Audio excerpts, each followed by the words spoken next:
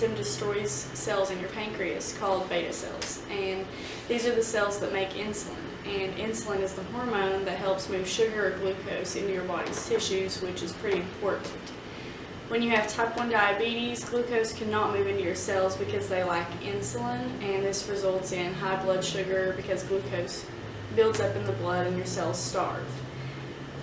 Only about 5% of people develop type 1 diabetes, and it usually begins in those under the age of 20, but it can develop at any age.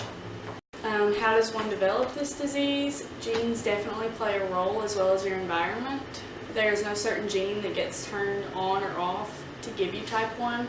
A bunch of them play a role. However, the HLA genes have the biggest say. They make the proteins that your immune system uses to keep you healthy. And since this is an autoimmune disease, it makes sense that they play such a large role. As for your environment, researchers aren't completely sure how much of these environmental effects will affect your chances of developing type 1 diabetes. Signs and symptoms of low blood glucose are usually easy to recognize. Things such as rapid heartbeat, sweating, paleness of skin, anxiety, numbness in fingers, toes, and lips, sleepiness, confusion, headache, and slurred speech. Those can all be signs that you might have type 1 diabetes. How did you find out you were diagnosed with type 1? Well, after I would eat a large meal, I would vomit, and it was usually after dinner time. So my mom took me to the doctor's office where they did a blood stick, and my sugar was abnormally high. So they tested my urine for ketoacidosis, and when I tested positive, I had to go to the emergency room where I was diagnosed. And what are some of the effects that come with it? Well, like I mentioned, ketoacidosis and low blood sugar, which causes dizziness, headaches, blurred vision, high blood sugar, which causes some of the same side effects, but you can usually tell based on how you feel which one it is. Yeah. And how do you manage to live with that? I wear an insulin pump, and I test my sugar often, and I put in my finger stick reading and the amount of carbs that are in my meal, and my insulin pump will calculate that and give me insulin. If you're anything like me, you know a thing or two about type 2 diabetes. Type 2 diabetes, the most common type of diabetes, is a disease that occurs when your blood glucose is too high. It is a lifestyle disease caused by poor diet and lack of physical activity. Blood glucose is your main source of energy and comes mainly from food. Insulin, a hormone produced by the pancreas, helps glucose get into your cells to be used for energy. In type 2, your body doesn't make enough insulin or doesn't use insulin well. Too much glucose stays in your blood and not enough reaches your cells.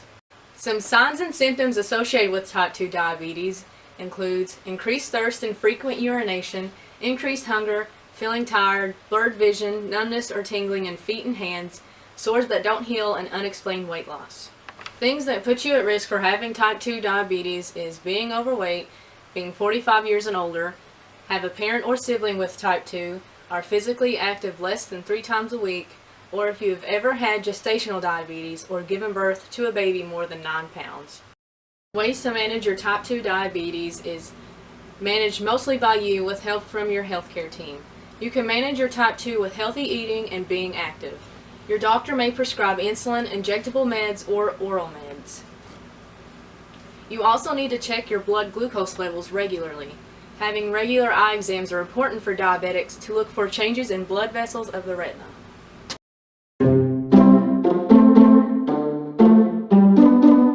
It's pretty normal. I don't take insulin because I'm just type 2, so I take medicine. And I've got 2 different kinds of medicine. And while they're at it, since they like to sell pills, they gave me a blood pressure and a cholesterol medicine too. So, but it's not related, I guess.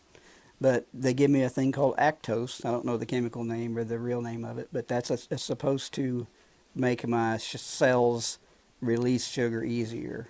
And I never can tell if I've taken that or not. It doesn't make any difference as far as how I feel, but probably it makes a difference in my sugar number.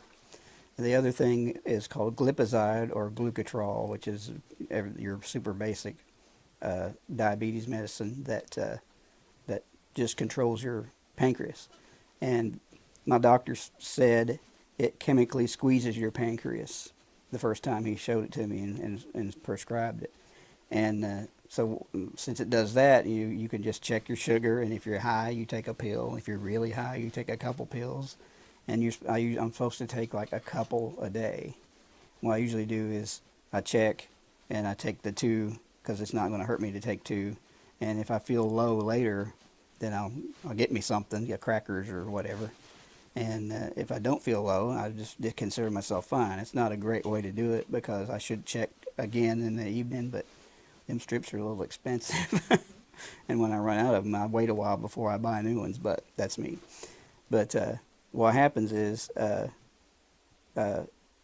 check with the little finger stick thing. That's kind of a pain. I usually do the side of one of these 3 fingers, and if I'm doing it really often, I'll switch sides, but I don't do it often enough. So it's like every morning or every other morning or something. Depends on what I know I've eaten too.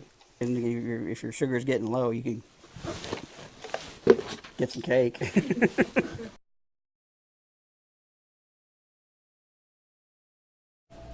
Gestational diabetes develops during pregnancy. Most women don't have any signs or symptoms, but one way to detect gestational is the baby's size. A baby will tend to be a little bit larger than it should be. The causes for gestational diabetes aren't exactly known, but during pregnancy, the placenta produces high levels of hormones that counteract insulin-absorbing cells, causing blood glucose levels to rise. Some ways you could be at risk for gestational diabetes are if you're over the age of 25 or it runs in your family, or if your weight is a little bit higher. Risks to the baby include hypoglycemia, early delivery, and diabetes later in life.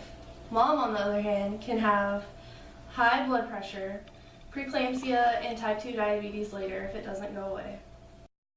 Some things you can do to lower your risk of gestational diabetes include eating healthier. You can also stay active and lose a few pounds before pregnancy. Also, during pregnancy, it's a good idea to have moderate exercise.